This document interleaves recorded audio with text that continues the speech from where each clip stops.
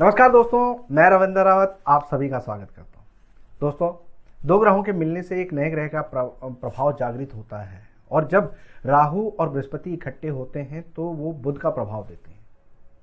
दोस्तों, इस योग को चंडाल योग कहा गया है। अगर ये आपकी कुंडली में बना हुआ है तो ये क्या प्रभाव देगा, इसका कहाँ तक आपको लाभ और कहाँ तक हानि पहुँच सकती है, वो सारी चर्चा आज मैं इस वीडियो में करने वाला हूं।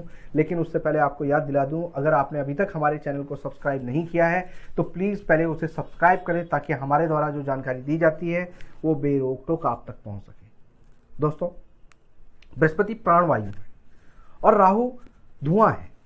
ये दोनों जब आपस में मिलते हैं तो कहीं ना कहीं नेगेटिविटी बढ़ती है। राहु अक्सर बृहस्पति को खराब कर देता है। राहु के साथ जब भी बृहस्पति होंगे तो भले ही ये दोनों बराबरी के हों, ये दोनों ग्रह बराबरी के माने गए हैं लाल किताब के अनुसार, लेकिन यहां पर बृहस्पति अब चुप हो जाता है, अपना असर देने में असक्षम हो जाता है। दोस्तों, जब ये दोनों ग्रह मिलते हैं तो बुध बनता है। उसको समझने के लिए आप पीले रंग और नीले रंग को जब मिलाकर देखेंगे तो आप देखेंगे कि वो हरे रंग के रूप में निखर के आता है। दोस्तों, बुध को बुद्धि कहा गया है। राहु आपके सरस्वती हैं, किताबें हैं, ज्ञान है, और बृहस्पति जो है वो टीचर है। अब इन तीनों का आपस में एक कनेक्शन है। जब भी आपकी कुंडली में ये योग बना होगा तो कहीं ना कहीं बृहस्पति यहां पर कमजोर पड़ेगा, जिस कारण आपके जीवन पर जो बृहस्पति की नेगेटिविटी है या बृहस्पति के कमजोर होने का जो इफेक्ट है वो नजर जरूर आएगा। बृहस्पति आपके बड़े बुजुर्ग हैं, बृहस्पति आपके घर की बरकत है, बृहस्पति आपके अंदर का पेशेंस है, बृहस्पति आपकी सांसें हैं। तो अगर स्वास्थ्य की दृष्टि से देखा जाए तो यहाँ पर आपकी सांसों से संबंधित परेशानी आपको आएगी, लंग से संबंधित परेशानी आएगी, आपको आपके शरीर में या तो मोटापा आ जाएगा या आप बिल्कुल कमजोर होना शुरू हो जाएंगे और राहु की एक्टिवनेस बढ़ जाएगी आपके अंदर, यानी दिमाग बहुत ज़्यादा चलेगा, नए नए ख्यालात आपके पास आएंगे। ऐसा इंसान बहुत ज़्यादा सोचता है, पॉजिटिव और नेगेटिव दोनों ही सेंस में, लेकिन उसकी ये सोच उसको उसके पेट को खराब कर देती है और जिस कारण वो खाने से अपना जी चुराने लगता है या उसको जवानी स्वाद लग जाता है। ऐसे लोग नॉर्मल खाना खाने के बजाय वो बाहर के खाने की डिमांड ज़्यादा करते हैं, चटपटे खाने की डिमांड ज़्यादा करते हैं। दोस्तों, ये योग अगर आपकी कुंडली में पहले घर में हो तो ये आपको सरकारी क्षेत्र से लाभ दिलाता है, ये आपको मान सम्मान तो दिलाता है, लेकिन आपको सरकारी क्षेत्र से फायदा होने के बावजूद आप जो आपको आपकी तरफ से देना चाहिए उसमें कहीं ना कहीं कोताही बरतते हैं। ऐसा इंसान जिसकी कुंडली में पहले घर में ये चंडाल योग बन रहा हो, ऐसे इंसान को सरकारी इनकम आती है या सरकार से उसका जुड़ाव होता है या उसके बड़े बुजुर्ग सरकारी क्षेत्र में जुड़े हुए होते हैं या वो इंसान बड़ों की कमाई या बड़ों के नाम को खा रहा होता है, लेकिन उस हिसाब से वो रिवर्ट नहीं देता, आलस करता है, कामचोर बन जाता है, काम से जी चुराता है।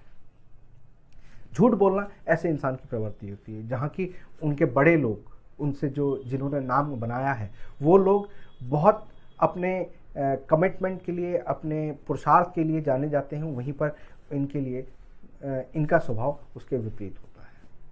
दोस्तों, अगर हम सेकंड हाउस की बात करें तो ये योग आपके वाणी में खराबी देता है। ऐसा इंसान जब अच्छे से बात करेगा तो बहुत सटीकता से, बहुत प्यार से दूसरों को अपने काबू में कर लेगा।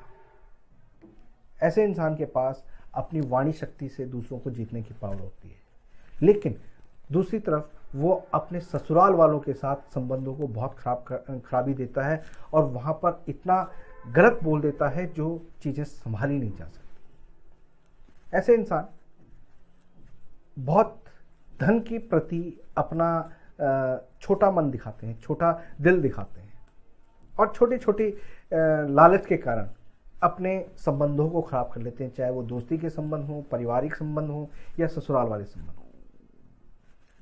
जब ये योग थर्ड हाउस में होता है तो ऐसा इंसान परखी होता है, लोगों पर अपनी बुद्धि से इम्प्रेशन तो देता ही है, साथ में जजमेंट कर लेता है कि सामने वाले के विचार कैसे चल रहे हैं आपके प्रति। ये लोग अपना फायदा नुकसान बहुत जल्दी कैलकुलेट करके सब कुछ बता सकते हैं। इनको दैवी शक्तियां भी मदद करती हैं। ऐसे इंसान अपने इंट्यूशन पावर से काफ़ी चीज़ें अपने हित में कर लेते हैं, सिचुएशन को अपने फेवर में कर लेते हैं। बहन बेटियों की परेशानी रहती है, अक्सर ऐसे लोगों की जो जिनकी कुंडली के थर्ड हाउस में बृहस्पति और राहु बैठा हो, उनकी बहन बेटियां अक्सर परिवार से खिलाफ जाकर विवाह करती हैं या किसी न किसी कारण उनको दूसरी जाति में विवाह करना पड़ जाता है।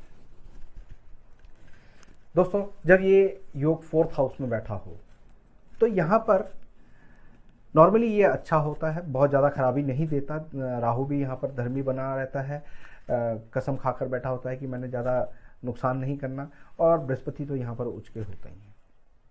बस यहाँ पर ध्यान यही रखना होता है कि धन के प्रति लालच को अपने कंट्रोल रखें। ऐसे लोगों की थोड़ी सी नज़र चोरी करने की होती है या फ्री का खाने की होती है, या ऐसी इनकी लालसा रहती है कि मेरे को बिना कुछ करे सब कुछ मिल जाए। जब फिफ्थ हाउस की बात करते हैं तो यहाँ पर ये योग सरकार से काफ़ी लाभ दिलाने का योग देता है। ऐसा इंसान बड़ा टैलेंटेड होता है, कैचिंग पावर बहुत अच्छी होती है, लेकिन संतान में बाधक बनता है। ऐसा इंसान जिस हिसाब से उसके पास टैलेंट होता है उस हिसाब से उसके पास डिग्री नहीं होती, और नाक की बात हर बात को बना लेता है, तो जो उसके लिए प्रॉब्लम का कारण बनती है। जब हम सिक्स हाउस की बात करें तो ऐसा इंसान बिल्कुल इस तरह से होता है कि जैसे कहीं पर भी जाएगा तो उसके जो साथ के लोग होंगे वो उससे ईर्ष्या करेंगे, लेकिन जो उसके टॉप के लोग होंगे वो इनकी कंप्लेनों को अनदेखा करते हैं, इनको छूट दे देते हैं। ऐसा इंसान किसी से भी कभी भी पंगा ले लेता है, सामने वाला भले ही कितना भी खूंखार क्यों ना हो, वो इनको वार्निंग देकर छोड़ देता है। अगर हम सेवन्थ हाउस की बात करते हैं तो यहाँ पर गृहस्थी के लिए ये पूरी तरह से खराबी देता है। अक्सर ऐसे इंसान की गृहस्थी बहुत ज़्यादा डिस्टर्ब होती है, विवाह नहीं होता या विवाह बहुत देरी से होता है, या विवाह होने के बाद गृहस्थ जीवन ठीक नहीं चलता। अगर हम एट्थ हाउस की बात करें तो यहाँ पर ये योग जीवन में बहुत संघर्ष दे देता है, बड़े बुजुर्गों को कष्ट देता है। बड़े बुजुर्ग भी अपने जीवन में काफ़ी संघर्ष देखे हुए होते हैं और ये लोग भी काफ़ी संघर्ष देख लेते हैं। या फिर हम ये कह सकते हैं कि जब इनकी उम्र 11 साल की होती है या 21 साल की होती है, तब तक अगर बड़े बुजुर्ग जीवित हैं तो वो किसी न किसी रूप से अपने लाइफ में इनके पैदा होने के बाद संघर्ष देखते हैं। दोस्तों, अगर इस योग के हम नाइन्थ हाउस में बात करें तो ये बड़े बुजुर्गों के लिए अच्छा नहीं होता, ये अपनी सेहत के लिए अच्छा नहीं होता। ऐसा इंसान कामचोर होता है और कोशिश उसकी यही रहती है कि सब मुझे करके दे दे, और उस हिसाब से ये एक्सपेक्टेशंस बहुत रखते हैं। ऐसे लोग अक्सर कामचोर होते हैं, लेकिन जब पैसे बढ़ाने की बात हो या पैसे की कहीं पर आवाज़ उठाने की बात हो तो ये सबसे पहले शोर मचाने वाले होते हैं।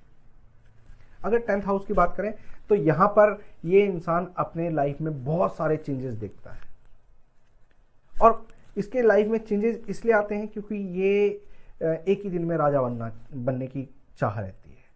आलसी होते हैं, कामचोर होते हैं, और अगर इस योग को थोड़ा सा ठीक कर लिया जाए, यहाँ पर शनि के अनुरूप चल लिया जाए, यानी ऐसा इंसान आलस को छोड़ दे, तो ये योग बहुत कुछ बना देता है। IAS, IPS,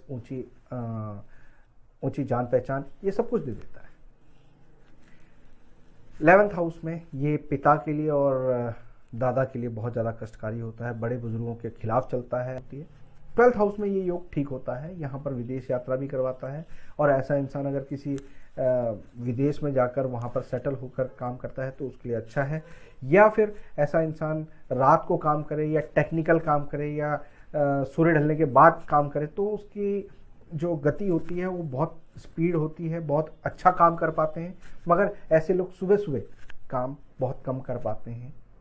इस योग के शुभ फल को प्राप्त करने के लिए जो उपाय आपने करने हैं वो ये हैं कि आपने 2 रंगा पत्थर लेना है, जिसे सुलेमानी लहसुनिया कहा जाता है। उसको लेकर आपने उसे 43 दिन गाय के जूठे पानी में धोकर उसे चांदी में मड़वा के गले में पहनना है। आपको मगरमच्छ का दांत चांदी में मड़वा के गले में धारण करें। नीले रंग का कपड़ा आप दान करते रहें।